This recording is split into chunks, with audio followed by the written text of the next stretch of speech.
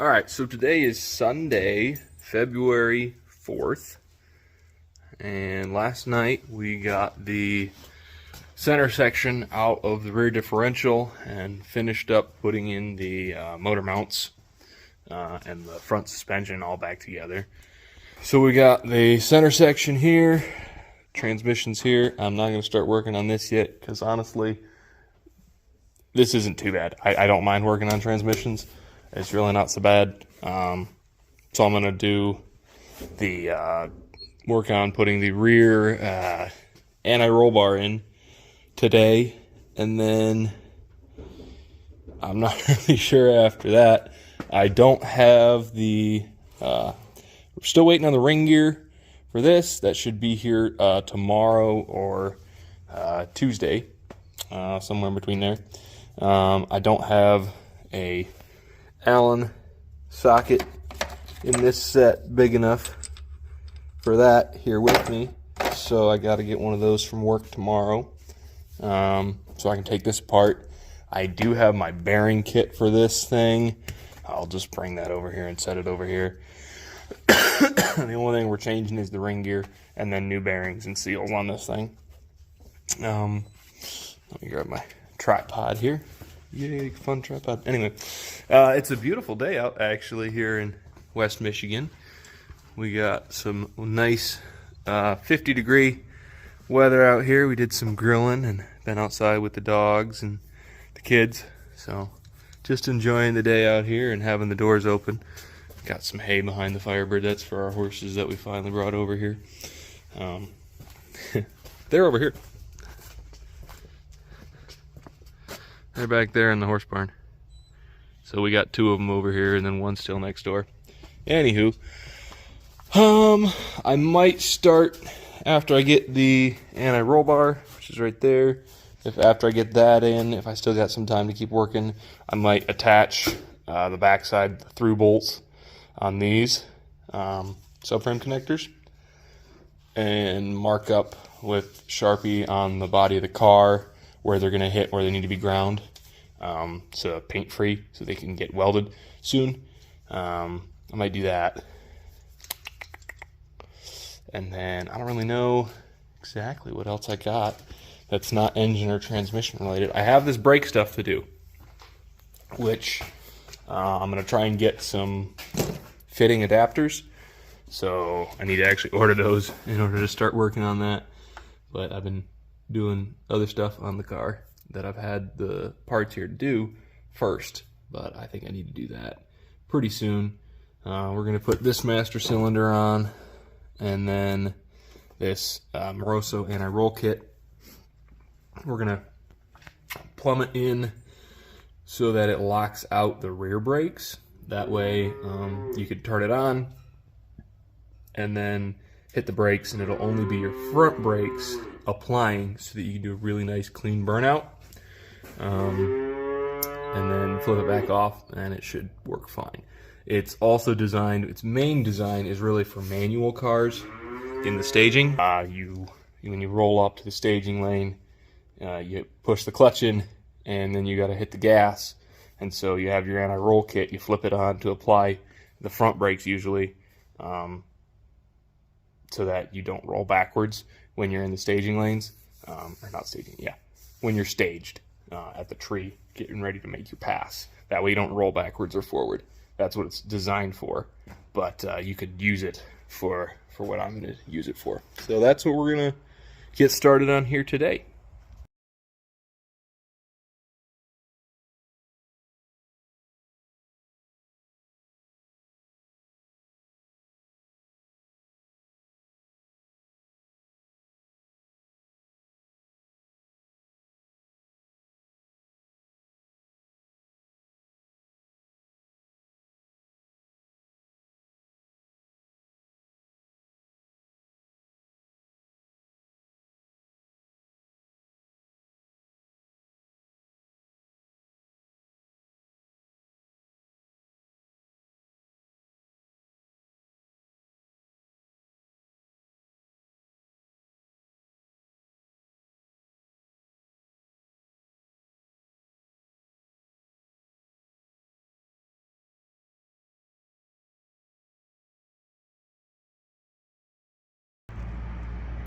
Okay, let's see what we got so far. I've removed the sway bar links right here. Removed the original sway bar mounting brackets. They would go right there. We got those off. The bar itself is off. It's laying right there. Let's grab it out of there.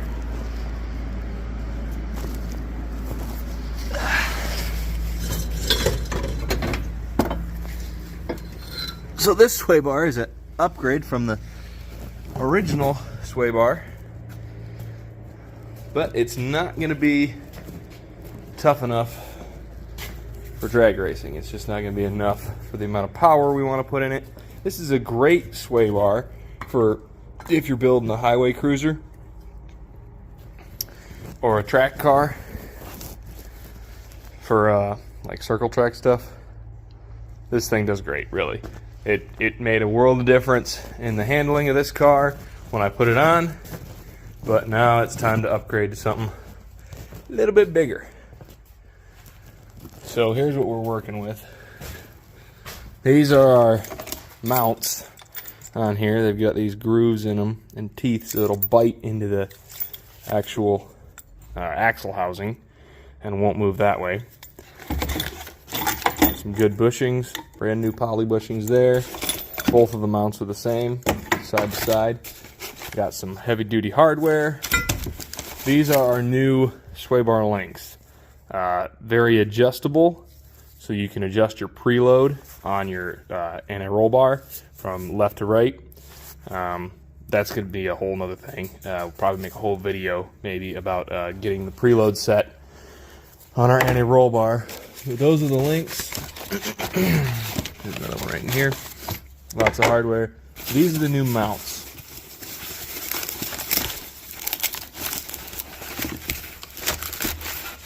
It's really hard to open stuff one-handed, but that's what we do. So, I believe this is going to go... I got to check the instructions. I believe it goes like this. I think this is this side's driver's side's. This side is the passenger one.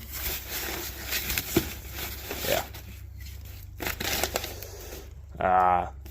Pretty sure that's how it goes. I don't believe it would mount like that. That wouldn't make any sense. I believe it mounts like that.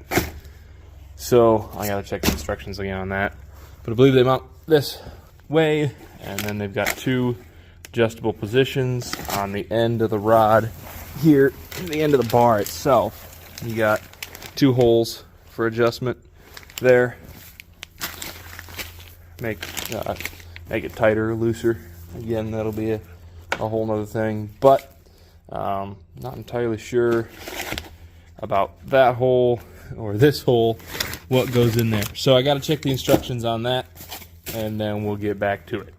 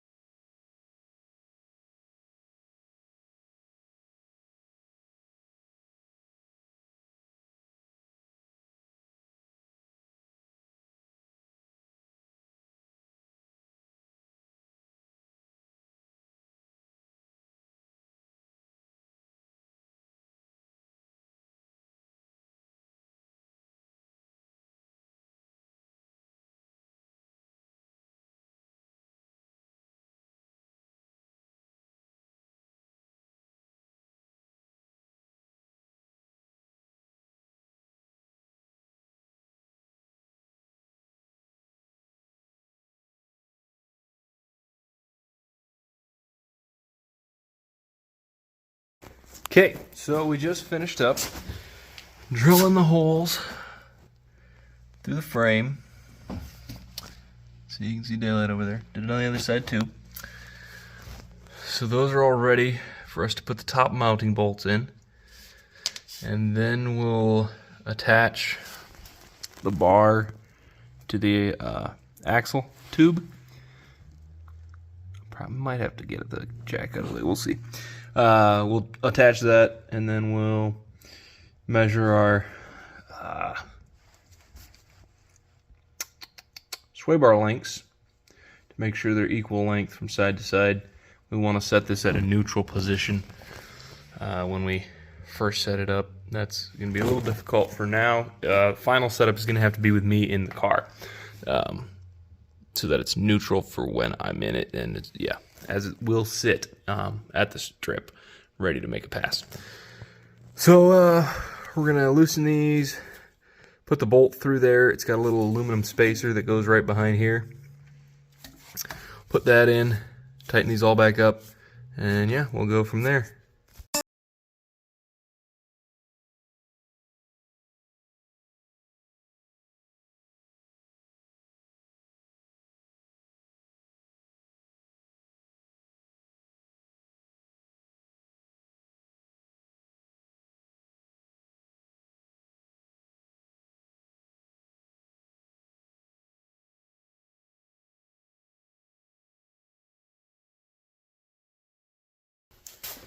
Okay, we got those installed. Let's do a quick, for fun, size comparison. Old sway bar. Okay. Here's my hand. Alright, here's the new sway bar. Oops. Hard to do things when you're filming. We'll set that there. And we'll set this one right in front of it.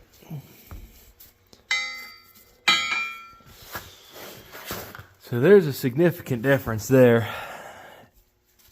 Yeah. This one just had your standard bolt through links. That went up to the old mounts. This one's got an ear right there. You got a totally different style link. It's got solid ends on it. It's adjustable. Yeah, this is gonna be nice. I can feel it. So we got these, those are the mounts for it that go on the axle tube.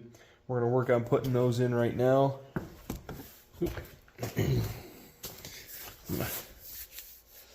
Set this right here. So it's kind of where I need it, when I need it. Not sure where I'm gonna film from. Maybe right here, I don't know.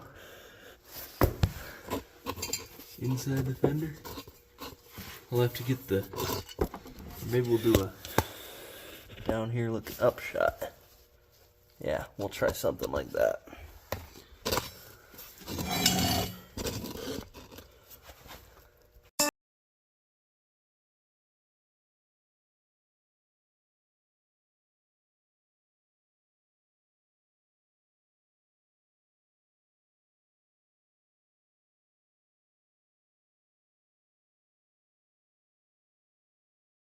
Okay, well, the bar is kind of in there.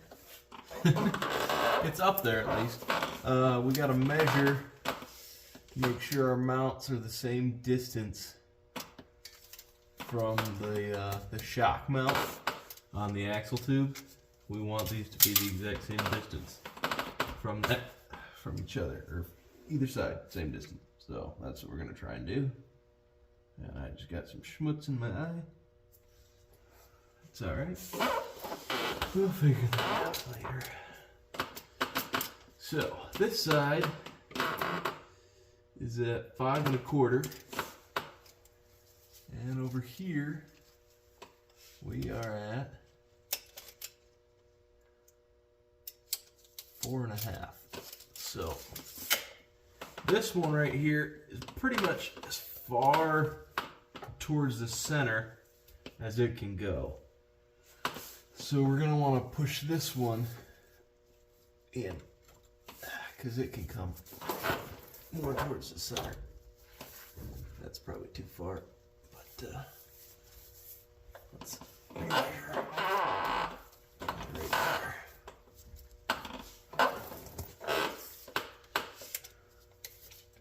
So that's at 5.5.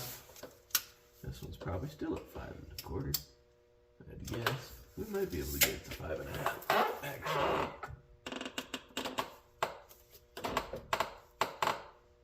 Yeah, let's try that.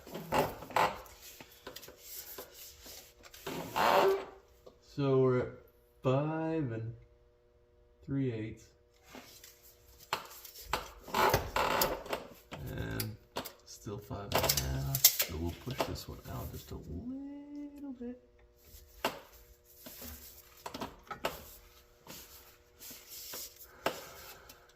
And that's gonna be 5.25. So that's too much. Let's go back. So there, that should be really darn close. Let's try over here. Okay. That's as close as I care to get them. I could probably get it just a little bit closer, but it's within 1/16 of an inch, so that should be just fine. And now we have to struggle with getting this back bolt, part of the bolt, through all this stuff and get a nut on it, which should be rather interesting. But that's kind of what we're working with here. I'm excited. This looks fun. I think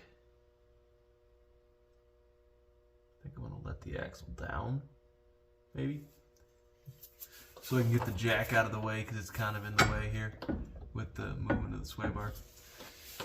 Do that. Make sure these are on the bottom of the axle tube, and then snug them up. So that's what we're gonna go ahead and try and do right now.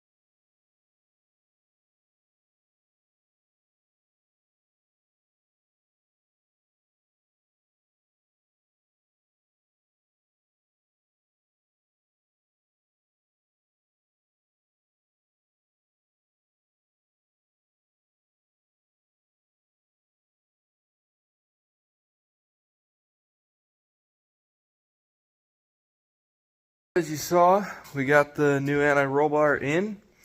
It's all tightened up. Gonna have to do some final adjustments on it later on.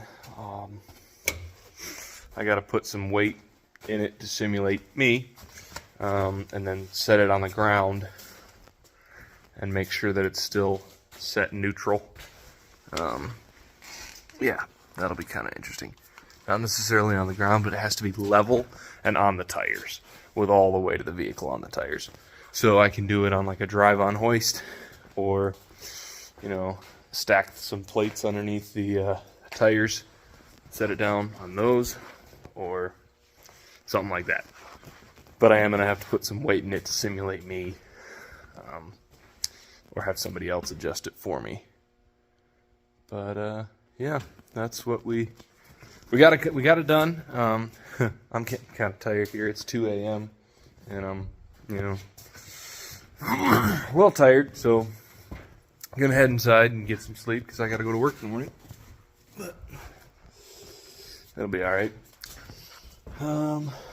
Yeah, that's the sway bar, or the anti-roll bar install on the Firebird. So yeah, thanks.